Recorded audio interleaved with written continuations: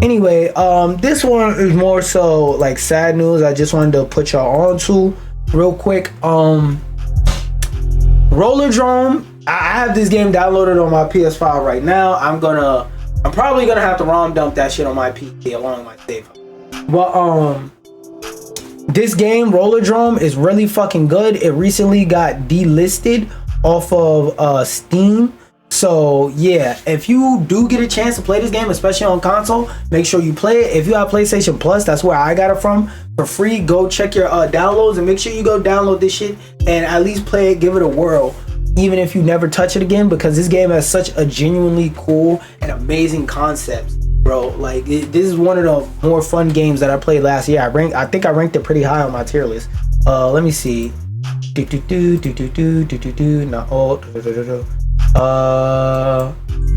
No, that's most anticipated. Shit, I don't think I saved that tier list. I don't think I did. I would have to look for it.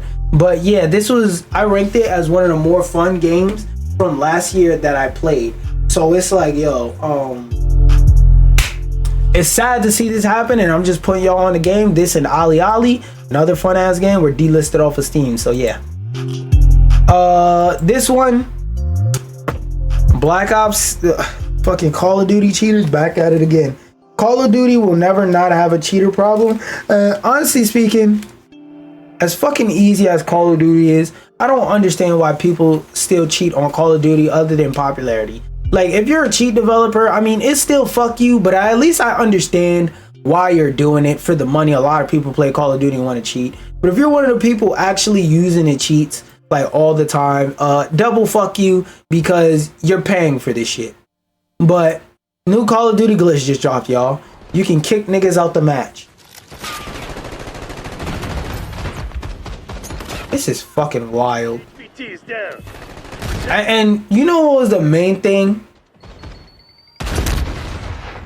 The main thing I saw and that I thought about with this match is, hey yo, niggas that mod Marvel Rivals, Marvel Rivals cheaters, I need y'all to get this technology and implement it into Marvel Rivals so that whenever I get a Insta-Lock DPS Spider-Man Wolverine that just loves to jump into Penny's minds and feed, because they have one YouTuber in their mind where the YouTuber said, hey, when you play Wolverine, go after tanks. So they see Penny with all her minds and think, oh, maybe I can lunge and jump over the mine. No, you can't.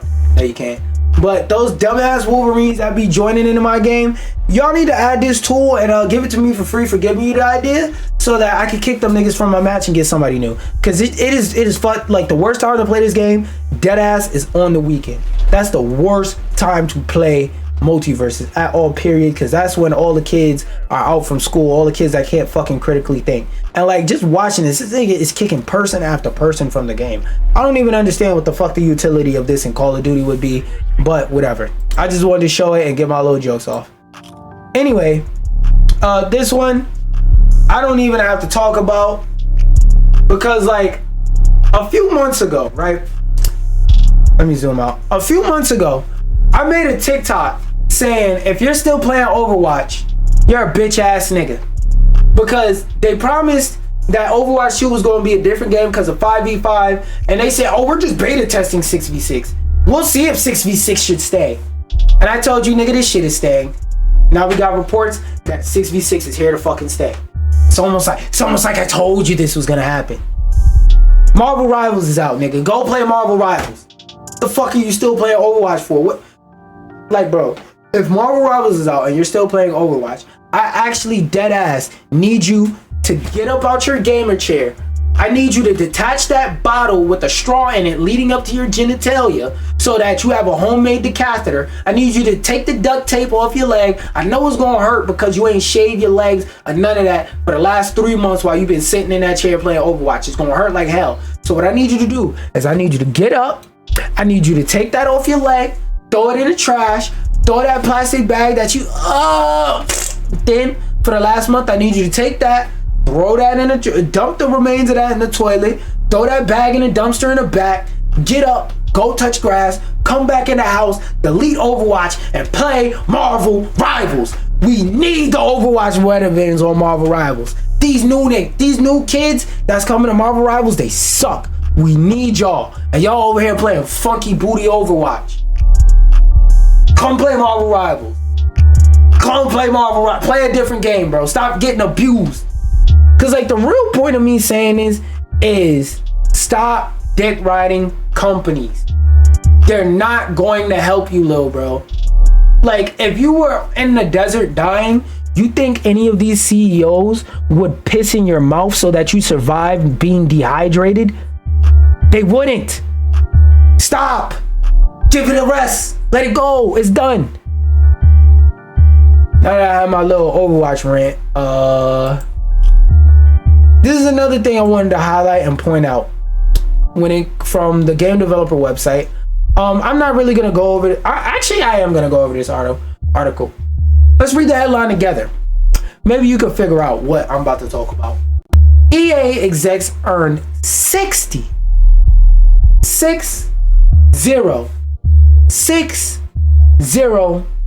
million in 2024, despite the fact that they closed office after office and laid off employee after employee. Do you know why that is the case? They're not earning 60 million because their profits went up crazy. They're earning 60 million because they're saying these game studios over here that are working on games aren't working on Madden, and Madden is the game that lines our pockets, so close it the fuck down. That's what's happening. As noted in the company's annual proxy statement, which details its executives' compensation plan, EA's named executive officers collectively earned over 60 million during the last fiscal year. The total includes individual base salaries, stock awards, and incentive plan compensation. The biggest earner was the CEO, Andrew Wilson. Whenever I say fuck EEO, it's EEO. Who the hell is EEO? Whenever I say fuck EA, this is who I'm going to say fuck you. Andrew Wilson. So whenever the next what is EA? EA is FC Sports and Madden. Whenever the next Madden comes out and it sucks ass, don't say, all right, let me look up who the developers are. Fuck the development team. No. Fuck this nigga Andrew Wilson. Do you know why Madden comes out every year and is broken and is full of card pack openings? You gotta open card pack after card pack and hope you get lucky. You gotta literally gamble in the game to even have a shot at winning online. Because of bitch ass niggas like this. Instead of investing in talent, they rather close down. Instead of saying, hey bro, I make over $2 million a year. In America, if you make $2 million a year, you're living fine, bro. You can live in a nice size house. You could have you a car or two, maybe an extra car for your wife, or you buying one and you got one for your kids or whatever. You can have a nice life with your wife or your kids. After you start making 3 and 4 and 5 million, you're just making money in excess just to make money in excess. All right? Why do you niggas need 60 million collectively? Why? And even a million, honestly speaking, you fine after 100,000. If you, no matter where you live in the US, after 100,000, you're living fucking fine, bro. Really after 50, but after 100,000, bro, you're fucking fine. 50, you might have to make some concessions, but after 100, nigga, you're fine. You're fine. So this is greed. This nigga took home 25 million by himself. 25. What the fuck human being needs 25 million to live? Let's keep reading. After helping the company execute on key strategic and operating objectives, bullshit flavor language, such as restructuring the business around the new look EA Sports and EA Entertainment pillars, meaning we're gonna shut down everything that's not Madden and college football and FIFA, and launching the EA Sports FC brand. They couldn't afford to keep buying the rights to the name FIFA, so they said, fuck it, we're just gonna call it FC Sports. Wilson also lauded for overseeing a year of continued employee satisfaction scores above industry benchmarks. I want to hear that from the EA employees. I don't trust no CEO that says, yo, all my employees are happy. All of them? Like every last one of them? Like I could go to any one of your employees and be like, yo, you know somebody here with a bad working experience? And they will all universally go, nah, and truly in their soul be telling the truth. Okay, nigga. And strategically aligning studio leadership to support franchise development and success. Meaning he went into the boardroom, and this is just hypothetical, but I'm guessing this means he went in the boardroom and he said, hey nigga, if it ain't Madden, shut it the fuck down. And then he went home. For those curious how compensation shakes out at the very top of the company like EA, Wilson earned a base salary of $1 million and received $20 million in stock awards. He then netted another $3 million via non-equity incentive plan. Other payments included almost $500,000 in personal security benefits. This nigga got $20 million in stock in EA. $20 million. Ask his employee how their health plan looking. Ask his employees how their home life looking. That was a trick question. They don't know what their home life looks like because they're not going to it. They could just barely afford to have a home. Can't afford to go to it though. You know why? Because them jokes I be making about developers all having sleeping bags under their desks. They wake up every morning, it's a hot cup and a bowl of ramen on their desk and a note saying, get back to work, bitch ass nigga. That's not a joke. That's how these little motherfuckers really live. Waking up to a hot cup of water on your desk, a bowl of ramen, eat, then work. Matter of fact, while you're working, eat, bitch. That's how they live. That's really how they live. Niggas be living on campus in the studio. That don't be a joke. EA explained that during the 2024 fiscal year, the total compensation median of its median employee was $100,000. This is a tricky number to deal with because who is the highest paid employee that y'all included as an employee? Because if you do stuff like include the CEO as an employee, the number could shoot up way higher than it is. Really, most of the people working at this company could be making $50,000 and less, which again, depending on where you live in the US, that's very livable, but $50,000 or less. And a lot of these EA studios are in major cities. And in a major city, like for example, damn near anywhere in California, New York, fucking Florida, Atlanta, Georgia, not all of Florida, or not all of Georgia, but like Miami, Florida, fucking Atlanta, Georgia, places like that, bro, 50K ain't cutting it. So it's like, A, it depends on where these employees are living, because how much you make and whether it's livable or not is relative to where you live. And B, what's the highest salary that was included in this and who does it go to? Are they including the CEO? There's a tricky number. That's why, and it's a reason why they would use a median employee number as in the actual entry-level employees. Now, if you said our entry-level positions are making 100,000 plus, oh, that's a fucking crazy, amazing company. I can't say shit. But this is a median, including everybody. Nah, nigga. This is some shit you say to make it sound cool. That means Wilson earned 172 more times than your median EA worker. Let me read that number again. Wilson earned, hold on, I had to pause the music for this. This is a crazy ass number. He earned 172 more times more than your median EA worker. So he makes at least 100 times what the average worker at EA makes. At least. And this is the median. Again, we don't know what's the maximum. So he earns over 100 times more than the median. Let's keep going. Wilson also earned significantly more in 2024 than in both 23 and 22. Excuse me. The second highest EA earning exec during the last fiscal year was Laura Miele, president of EA Entertainment Technology and Central Development. She received over 12 million, including a base salary of 800,000. She was given 10 million in stocks and non-equity incentive plan compensation for 1.2. Now, if I'm correct me if I'm wrong, but non-equity incentive, that's basically a bullshit term for that's basically like putting money through a filter to give it back to yourself, with minimal tax, basically. I could be wrong about that, but again, that's what I believe that is. And if that's the case, she was credited with overseeing Star Wars Jedi Survivor. That's why she makes less than the other nigga, because she's in charge of the real games. Leading the Central Development Services and Technology Organization and overseeing. She told niggas what to do.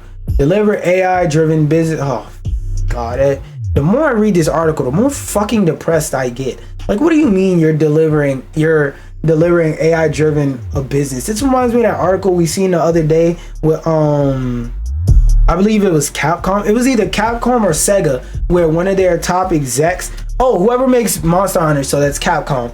The Monster Hunter team was saying that they're using AI to generate hundreds of images to give them ideas, and like everybody was bragging on them, like, yo, you need this shit to generate 100 pictures of the color brown just to say, we should make a brown desert today. What?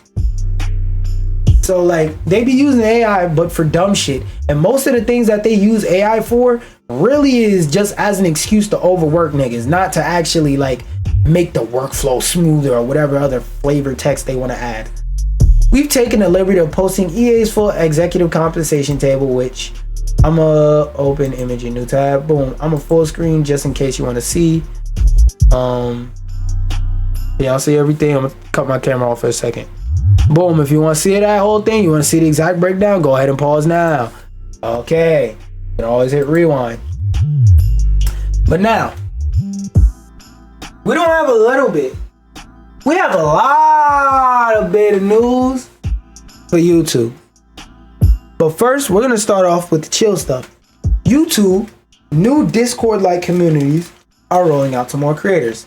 Now I want to read up and see what this feature is, how it works, and how it operates, because it could be a cool feature. But this cool feature? Ooh, oh, wait, no. Oh, yeah. This cool feature? We'll see. Only available for access via mobile devices. Before I exit out this tab,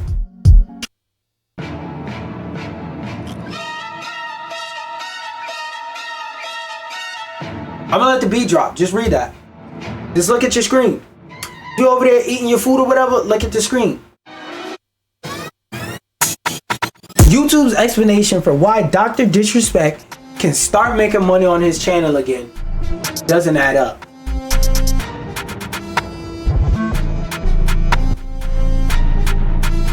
Susan passed away.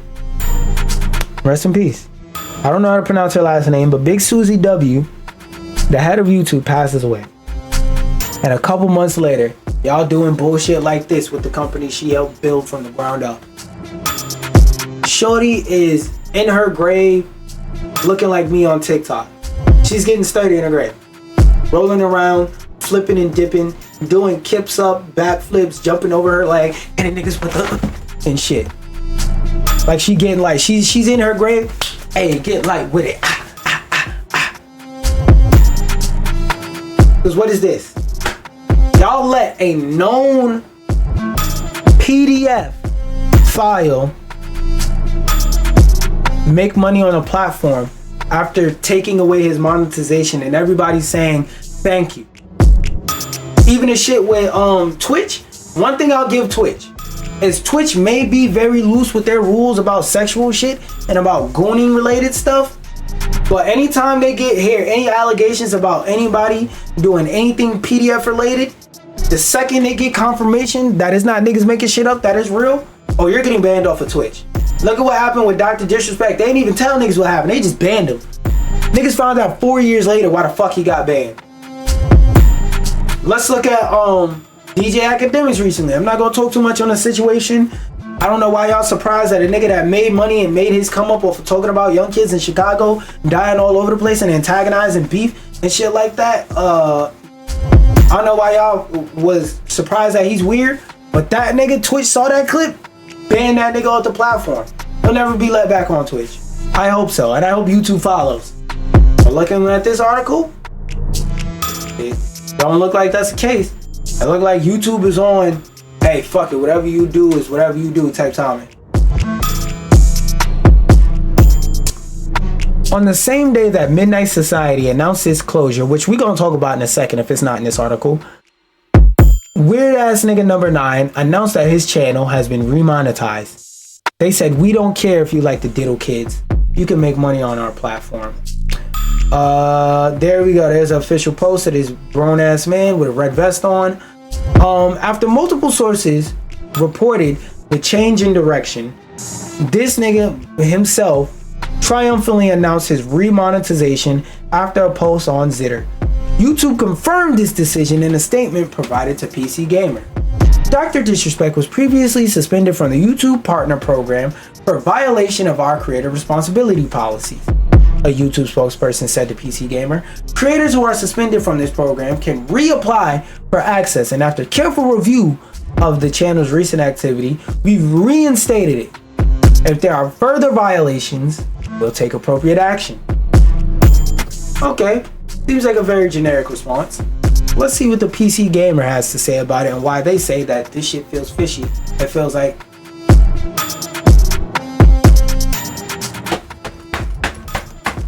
why you hitting it from the back just feels like straight fish in their status.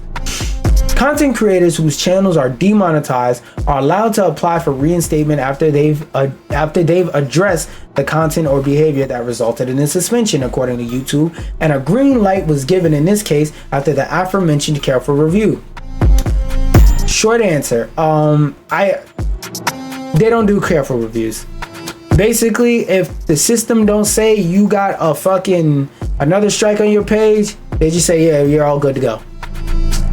That's what I think this article is about to come down to now that I'm a sentence in of this weird ass nigga's channel activity. But that nigga wasn't demonetized for his channel content, but for violations of YouTube's creator responsibility policy. Specifically, the allegations, which again, he confirmed, of inappropriate DMs with a minor. For those of y'all who aren't caught up, basically this weird ass nigga named who goes around on the internet with a fucking bulletproof vest and a fake ass wig and a shitty mustache, called Dr. Disrespect, had inappropriate conversations. Basically, he was talking sexually with a minor, and he admitted to talking to a minor using Twitch's like DM whisper, whatever the fuck it's called, feature, right? Oh wait, I was about to say, where's my music? After he himself confirmed, wait, let me see something real quick. Oh yeah, that's all 6 minutes. After he himself confirmed that, people were saying, oh yeah, you gotta get this dude up out of here. Use a fucking PDF file, download enjoyer, get him out of here. YouTube even paused his monetizations because basically the YouTube creator responsibility policy was made sometime after EDP did what he did, and it basically said, hey, if you're a full-time content creator on YouTube, stop touching kids. If you do, we're gonna pause your monetization and we're not gonna turn it to fuck back on, but they will, as we're seeing. The natural question then is, how has he addressed that? Aside from acknowledging that the allegations were accurate, that nigga's only public actions have been to deny any illegal activity and paint himself as the victim of a behind-the-scenes conspiracy at Twitch. Oh no. Not Mr. Dr. Disrespect. Oh, they was hating on my boy Dr. Disrespect. Yeah, that's what it was. They was making up allegations. And you know, if any of his little fans see this video, I already know you're in the comments message by message spelling out the N-word. That's cool, fine and dandy. But oh no, not Dr. Disrespect. They've been plotting on my boy Dr. Disrespect. Oh, the nigga that admitted he was talking to children weird got discriminated against. Oh, the system's was against him. Oh, he started saying being transgender is a mental illness, so he's my king. Oh, you niggas is fucking idiots, bro. Like, if you really think that Twitch was plotting on this man, that Twitch was trying to get this man the fuck up out of here, you're damn right, nigga. If somebody's a pedophile, I think you should plot against them. Really, I think you should ride out on dawn and beat that nigga with a bag of hammers, knives, and sticks. But I don't know the nigga's address, so that's really not a possibility. I'm not saying that I would do that, but I'm just saying that's what really should be done. But I think pausing his monetization and banning him off of the platform is way more than good enough. And you know what's crazy? When EDP did the same shit, well, actually, no, that's a worst case. That's a worst case. But still, when he did the same exact fucking thing, YouTube let his channel survive after he did the shit like 3 times, no monetization pause or any of that. Then they clapped him off the platform. Where that same energy at? So it's only about protecting the kids. You want to get a black man off the platform? Everybody should be treated the same. If you're a fucking weirdo and you're using YouTube to expand your influence to be more of a fucking weirdo, clap them up. Clap them up. Turn them into a round of applause. Get them the fuck out of here. They couldn't have carefully reviewed this case. The natural question then is, how has he addressed that? Oh wait, I read that. Where he remains banned. There have been no further claims of inappropriate behavior. Doesn't matter. Alright, I look at it like this. You have to commit one crime to be a fucking criminal. What do I mean by that? Let's use the example of murder. How many times do you have to kill somebody before they die? Once. How many people do you have to kill to be a murderer? 1. How many people do you have to give a bag of grapes before you're a grape? 1. You only have to do it once. You only have to commit a crime once to be a criminal. Does that mean that all crimes are unforgivable? No. You could steal something, be a thief, and be forgiven for being a thief. But it's certain things that, like, you just shouldn't steal. Like, there's a difference between stealing a piece of bread because you want to eat that piece of bread or something like that, and stealing somebody's cheeks against their will. There's a big difference in the stealing of those two things. There's a difference between, I don't know, you broke and you go and try and break into a bank and steal money versus you stealing somebody's soul. There's a big difference, bro. There's a difference between you going in a store and stealing a toy for your son and you going stealing somebody's son's innocence. 2 very big, very different things. Very big, very different things. Niggas is weird and trying to justify weird behavior. YouTube, here on a watch list. The natural question then is, but carrying on with business as usual while pinning the blame for your misfortunes on others and insisting that you didn't really do anything illegal, there's nothing to address the initial violation. Yeah, I didn't do anything illegal. Legality should never come up as a question in these types of situations. It should really be about morality. Like, how do you at night climb in a bed, put a cover over yourself, and go for however many hours after doing some weirdo shit like this?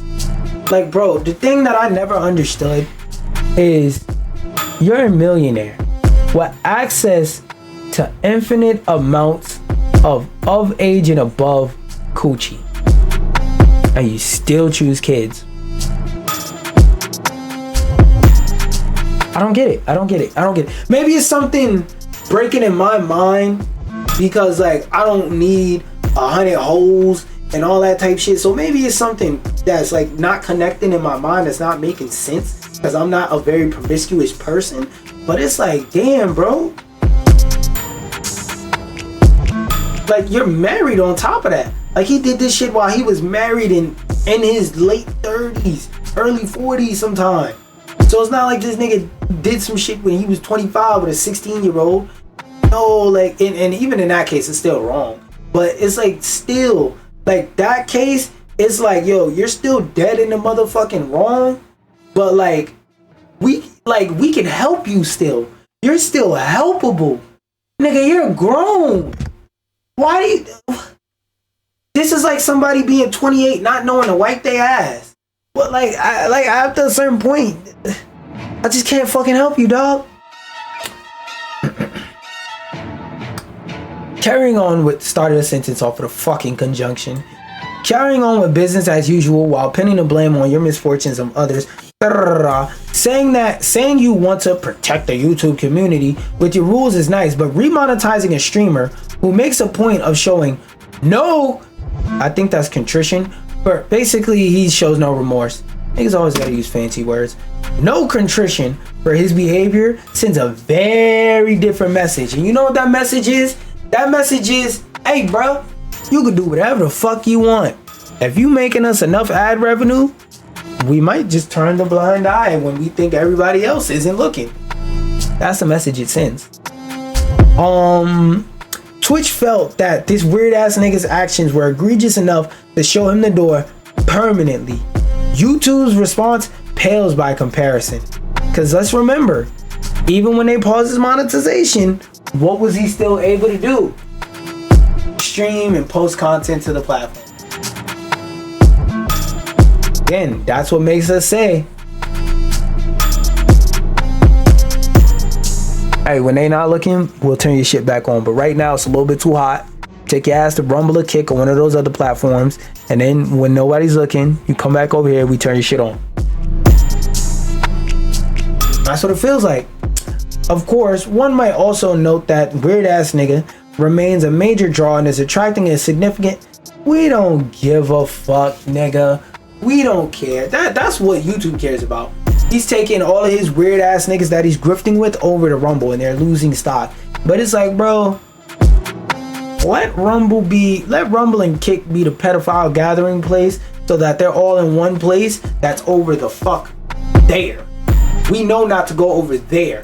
Just like if you don't want your child to interact with pedophiles, you tell them, hey bro, let me know who you talk to on Roblox. Let me see your friends list. Same thing with Kick. You go, hey, if you want to watch a streamer that's on Kick, wait till they come to Twitch. Cause Twitch don't play that shit. Twitch don't play that shit. And that's the last paragraph. Let's talk about Midnight Society.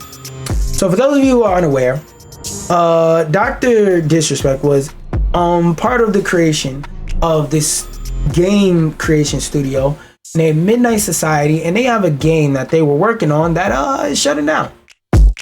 No bitch, I don't want to create an account. Midnight Society is shutting down ending work on Dead Drop. Dr. Disrespect was previously removed from the studio, and the studio is looking for new employment opportunities for its developers. Yeah, I'm not gonna lie. If I were y'all, dropping Dr. Disrespect, that was the first good thing y'all did. Because nobody wants to be a part of a studio that's associated with somebody who's publicly known as a pedophile. That's number one. Number two, whatever game y'all was working on, change the name. I don't give a fuck how much y'all like the name. Change the name of the game. Because Dr. Disrespect's name is going to be attached to y'all wherever y'all go. The best thing y'all could do is minimize the likelihood that your shit gets attached. That's all I really got to say about that. And the last thing I got something to say about is how Sony is threatening legal action against a Bloodborne fan project. But according to Dexterto, it could be a good thing. But according to me, I'm gonna need 2 seconds to post a TikTok real quick. Actually, nah, I'll just post one later. I don't want to fuck up the flow of the video. Anyway, let's keep reading. I know I could get the text bigger. That's where it maxes. Yeah, that's where it maxes. While 4 years after the patch modifying Bloodborne to run at 60 FPS came out, Sony has threatened the original creator, Lance McDonald, with legal action if he doesn't take it down. And I even seen a post from him talking about it, and he linked a picture he took with the creator, one of the bigwigs at FromSoft at the time when Bloodborne was created, and he said the dude laughed and smiled with him and said, "Oh, thank you." Now Sony's turning around and said, "Fuck that, niggas, thank you. Take that shit down." While this is a shame for those who didn't have the game modified to run at 60 FPS before he was forced to take all his files down that he had hosted, it may not be all bad for Bloodborne fans.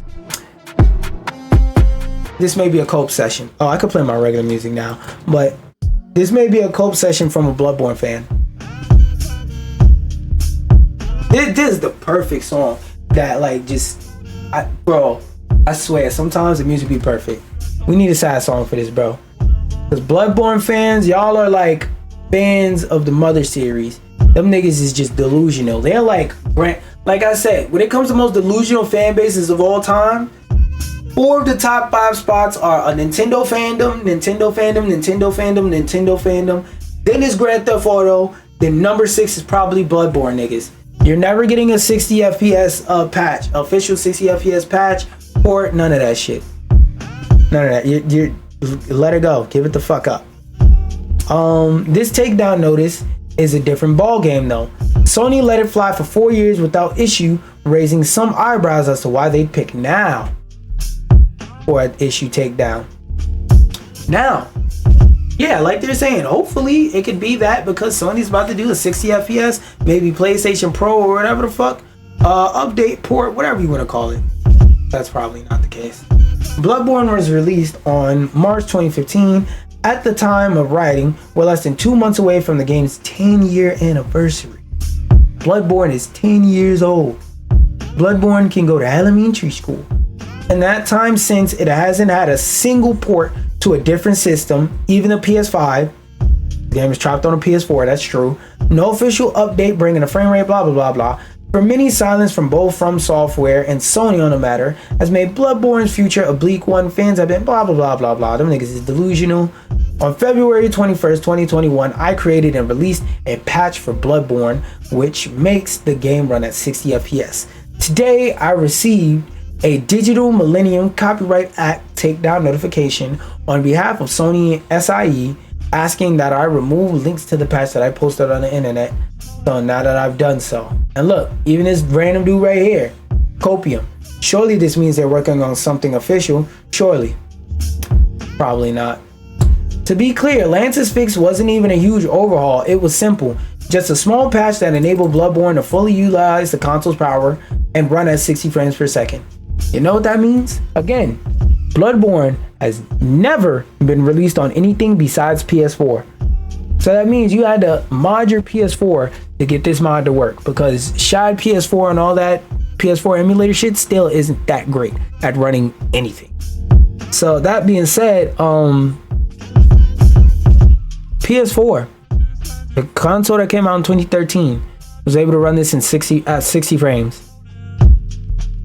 You telling me that all this time you couldn't drop a patch with a simple fucking slider, or a simple just drop a patch and unlock the frame rate and let that PS4 run a race? Feel bad for Bloodborne niggas because they really think something is going to change. That being said, I am about to hop on TikTok and play Multiverse. Go ahead and follow me on TikTok and shit.